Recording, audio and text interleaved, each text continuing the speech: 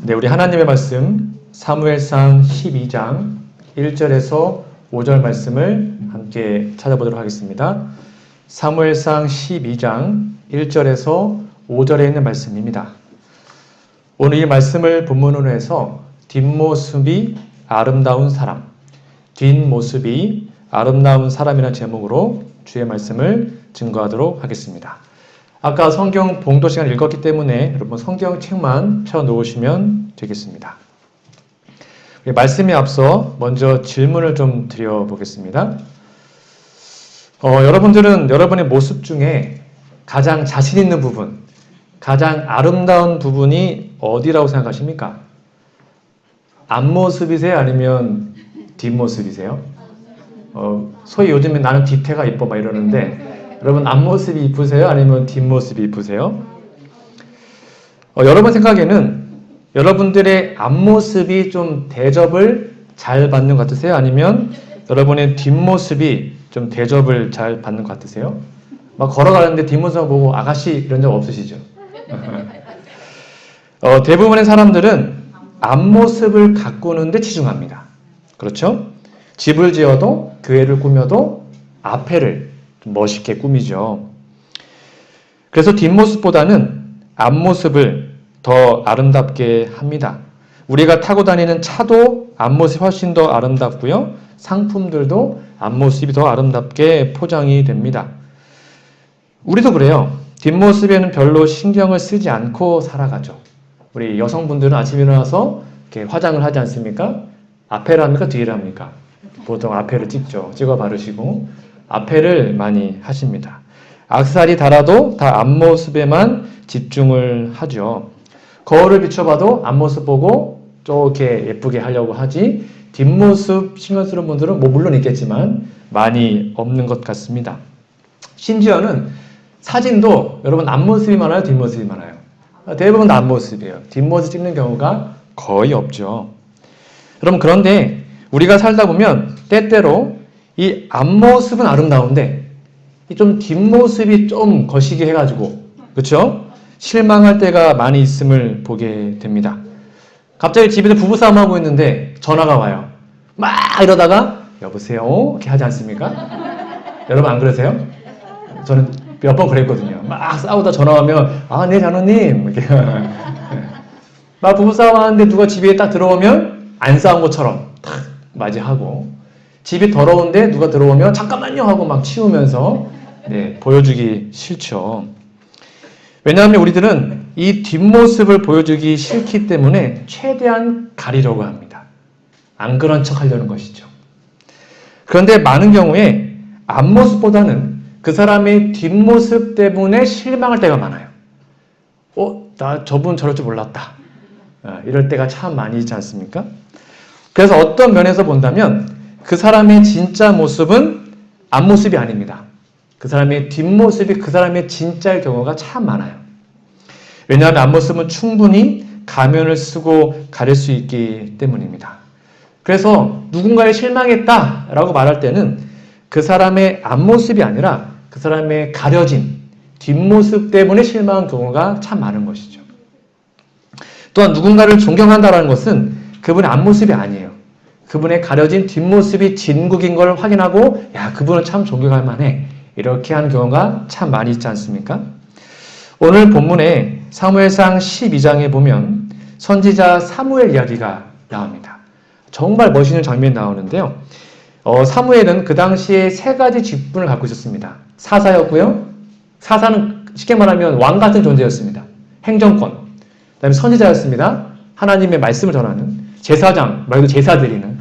그러니까 모든 권력의 집중화, 사무엘을 다 하고 있었습니다.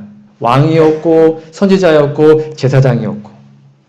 여러분 이스라엘에서 그 당시에 정치적으로 종교적으로 가장 영향력 있는 사람이 누구였어요? 사무엘이었습니다.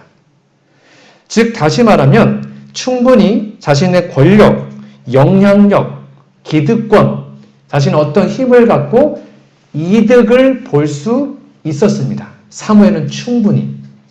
오늘날 사람들 국회의원만 돼도 아니면 정치만 해도 막 엄청난 이득을 보지 않습니까? 그렇죠? 그런데 성경은 뜻밖에도 사무엘의 뒷모습을 이렇게 기록합니다. 내가 여기 있나니 사무엘상 12장 3절입니다. 여호와 앞과 그 기름 부음을 받은 자 앞에서 내게 대하여 증거하라. 내가 네 소를 취하였느냐? 네 나귀를 취하였느냐? 누구를 속였느냐? 누구를 압제했느냐? 내 눈을 흐리게 하는 뇌물을 네 손에서 취하였느냐? 그리하였으면 내가 그것을 너희에게 갚으리라. 멋있지 않습니까? 당당하게 얘기합니다. 내가 사사로 선지자로 제사장으로 너희에게 혹시 나쁜 거 한 거 있냐? 내가 뭐 이득 본 거 있어? 있으면 말해봐 하고 얘기하는 것입니다. 이제 지금 사무엘이 거의 은퇴하기 전이었거든요.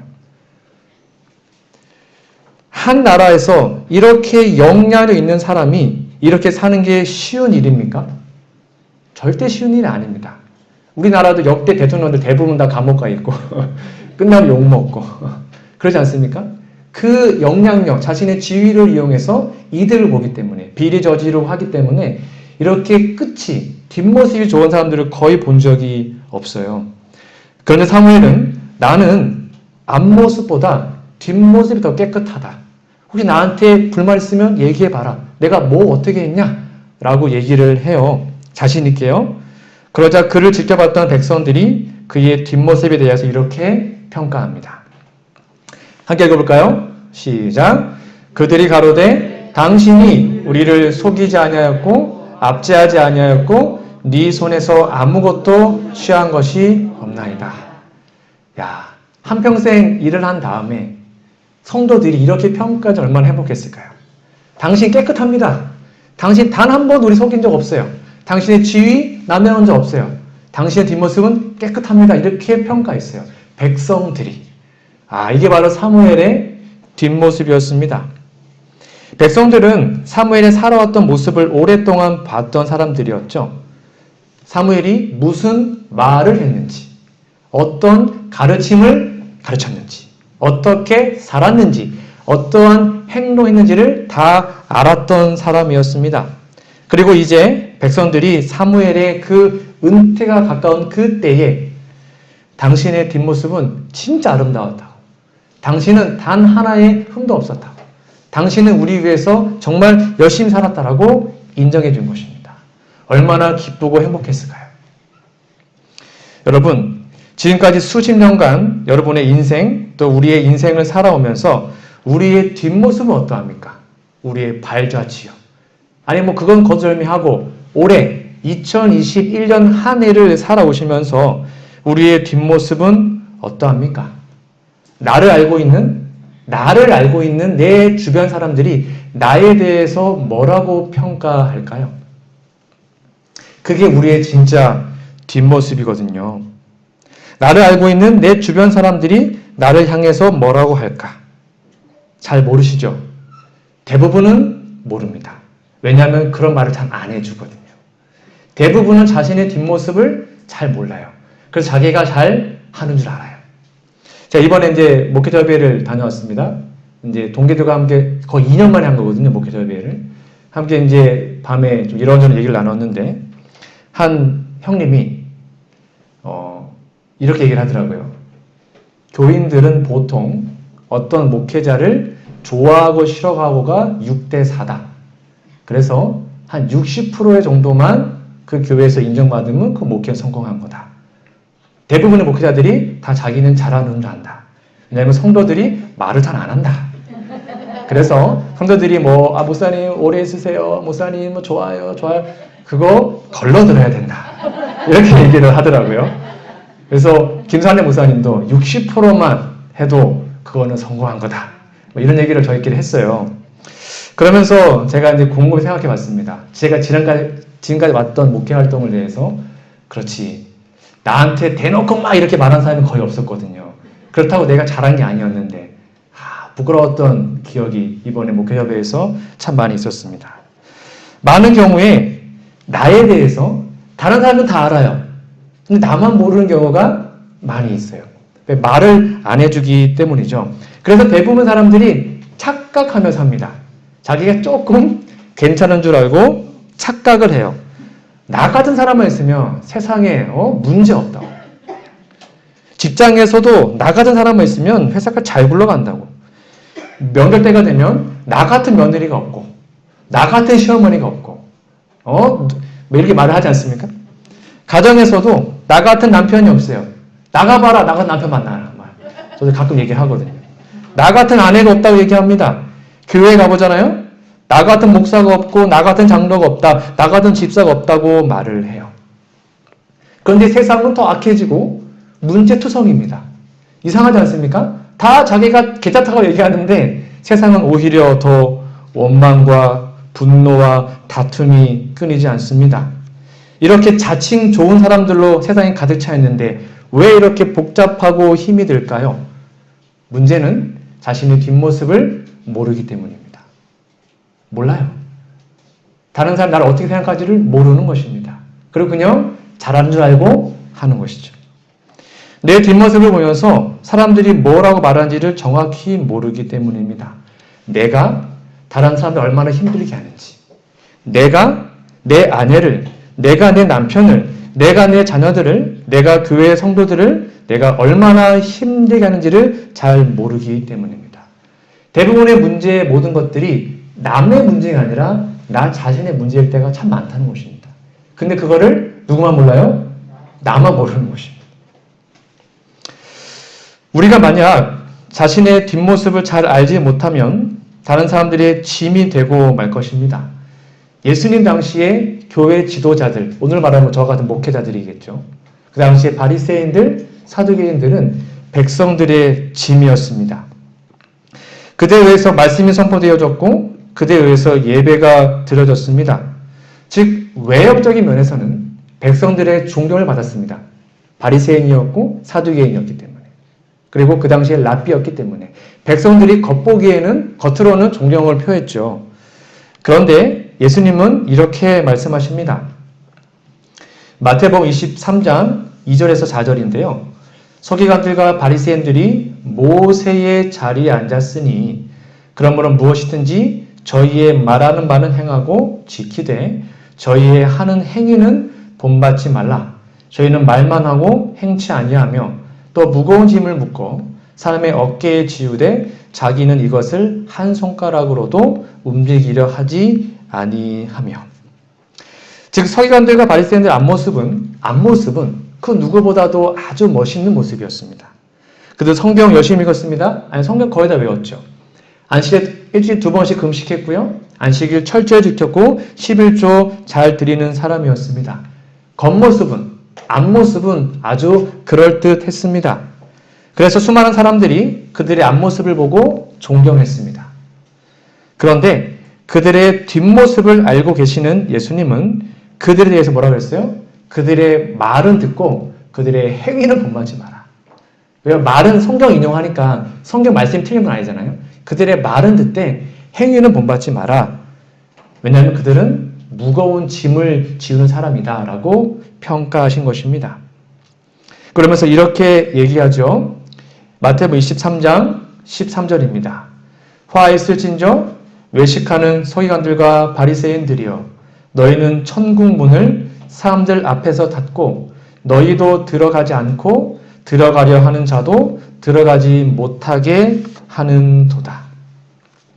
또 이번에 저희가 목회자회를 하면서 이 생각을 참 많이 했습니다. 저희 목회자들끼리 얘기를 하다 보면 정말 많은 성도들이 생각보다 목회자 때문에 상처받고 목회자 때문에 실망해서 그게 안 나는 분들이 참 많이 있음을 보게 됩니다.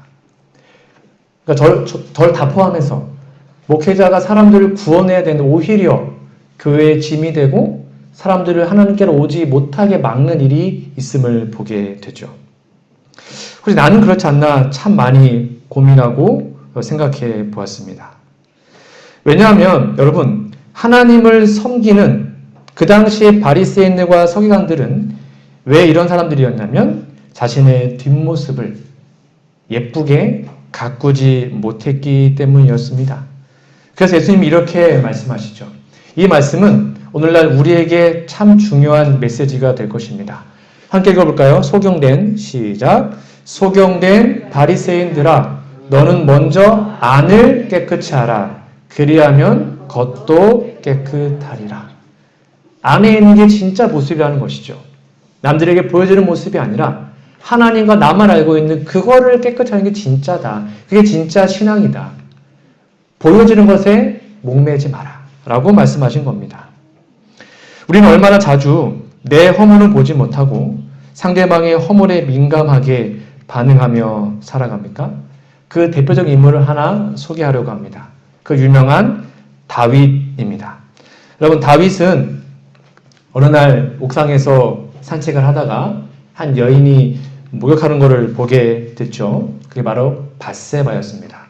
너무 예뻐서 그 여인을 취해서 성관계를 맺고 그 다음에 그 소문을 막기 위해서 남편을 부르죠. 남편을 자기 손으로 못 죽이니까 전쟁터의 맨 앞에다가 세우는 다음에 적군을 통해서 죽게 합니다. 그러면 남들이 모를 거니까. 전쟁 중에 죽었으니까. 그러면 그 당시에 죽었기 때문에 남편이 죽으면 과부하되지 않습니까? 그러면 합법적으로 결혼할 수 있었습니다. 율법적으로도. 그러니까 남편을 죽이면 자신의 그 바람핀 게 안 걸리게 될 것이고 그래서 밧세바를 자신의 아내로 삼죠. 여러분들 이거 백성들이 몰랐을까요? 다 알았습니다. 알았어요. 백성들이 알았습니다. 그런데 다윗은 다른 사람들이 자신에 대해서 뭘 하는지를 거의 몰랐습니다. 그러니까 남편 죽자마자 바로 데리고 와서 아내 삼는 걸 봐요. 얼마나 파렴치합니까?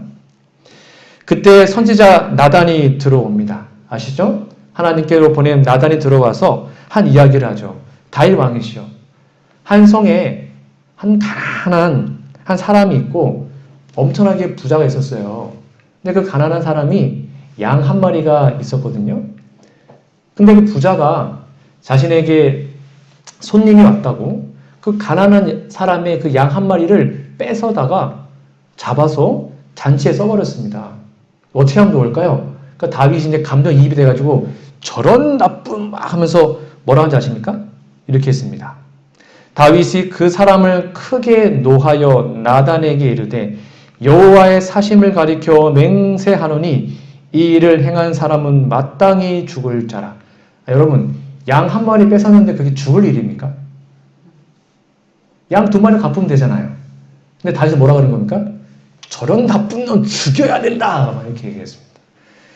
저가 불쌍히 여기지 않고 이 일을 행하였으니 그 양 새끼를 4배나 갚아줘야 하리라 라고 얘기하니까 나단이 뭐라 그래요? 네가 그놈이야. 이렇게 하는 거예요. 당신이 이상합니다. 그러면서 이제 밧세바 이야기를 하는 것입니다.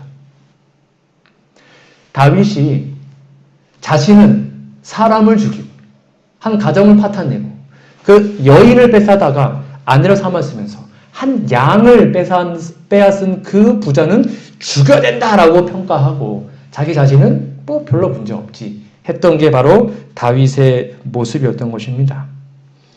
여러분, 다윗은 이렇게 자신의 허물이 더 큼에도 불구하고 양을 빼앗은 부자에게는 바로 죽어야 된다고 사형 선고를 내리고 자기 자신에게는 너그러운 판결을 내렸던 것입니다.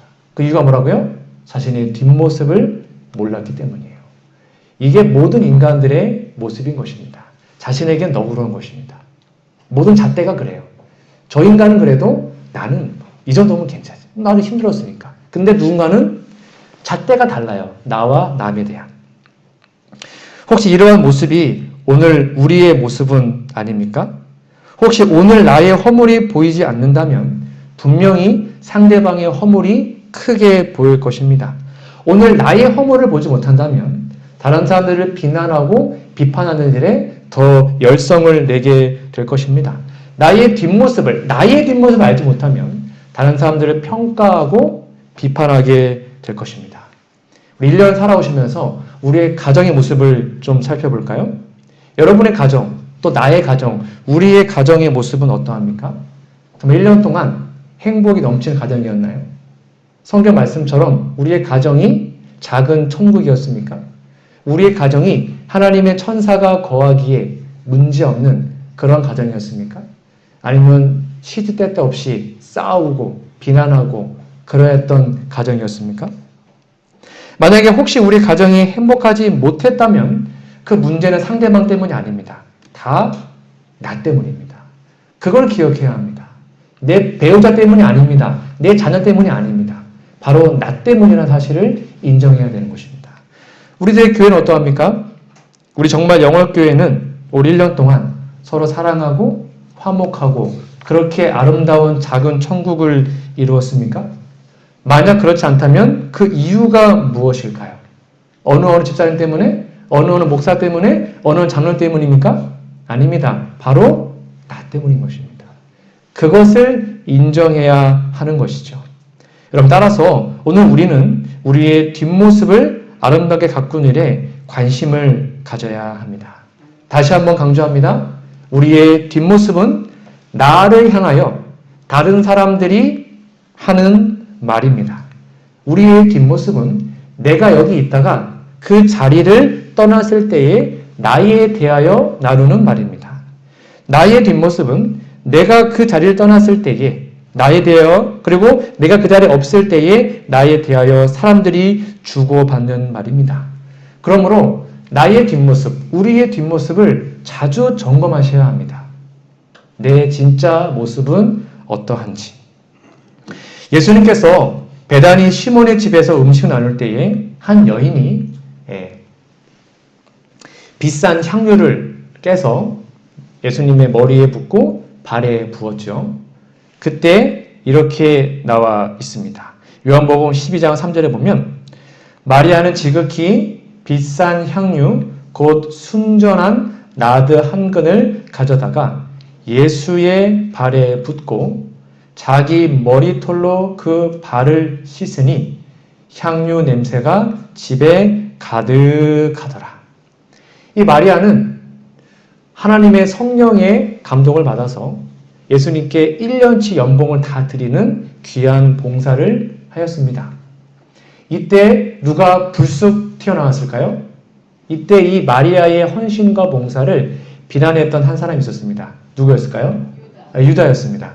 유다가 어떻게 한 줄 아십니까? 아주 그럴듯하게 얘기합니다.